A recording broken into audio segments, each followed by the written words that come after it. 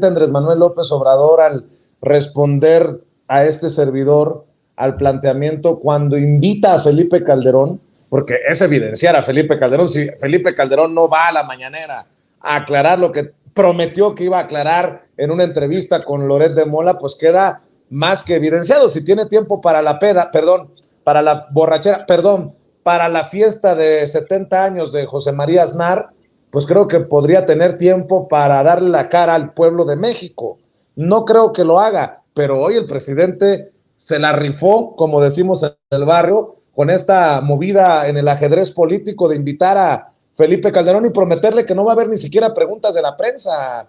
senadora. Pues sí, porque tenemos un presidente que es un político sumamente agudo e inteligente y sabe precisamente cuál es la posición de Felipe Calderón ante la ciudadanía, ante el pueblo de México, y por eso se atreve a eso. Obviamente el señor no puede ni siquiera pisar México, anda buscando su viaje a la luna, ¿no? Entonces, o a Marte, o no sé a dónde, pero sin duda nos debe una explicación a las mexicanas y mexicanos. O sea, ¿cómo es posible que él no supiera, como bien dice Ángel? Es decir, es imposible que no supiera. Nada más pon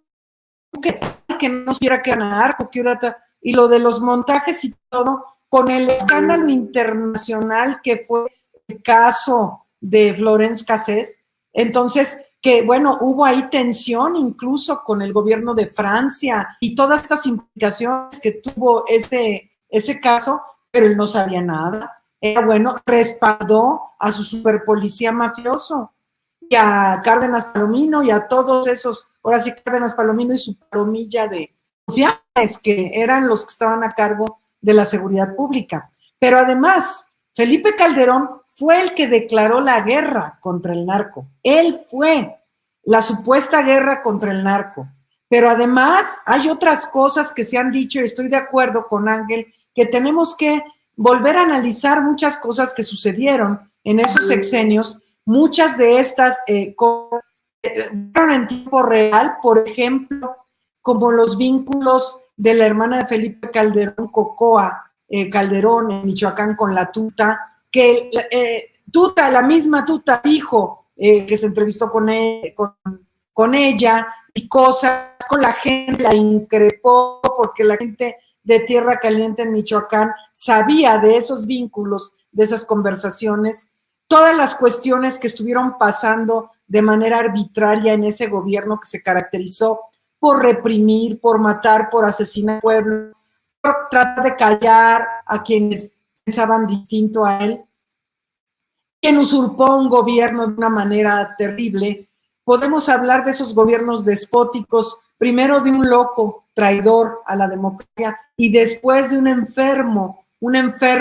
entre otras cosas, de alcoholismo y demás, pero un enfermo de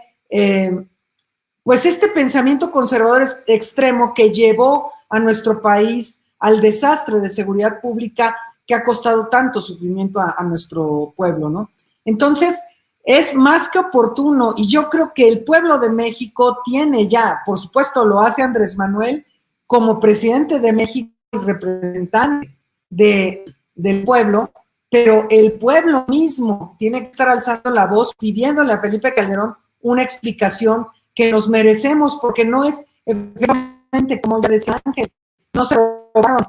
una galletita, no fue una cosa menor, es un asunto gravísimo, gravísimo que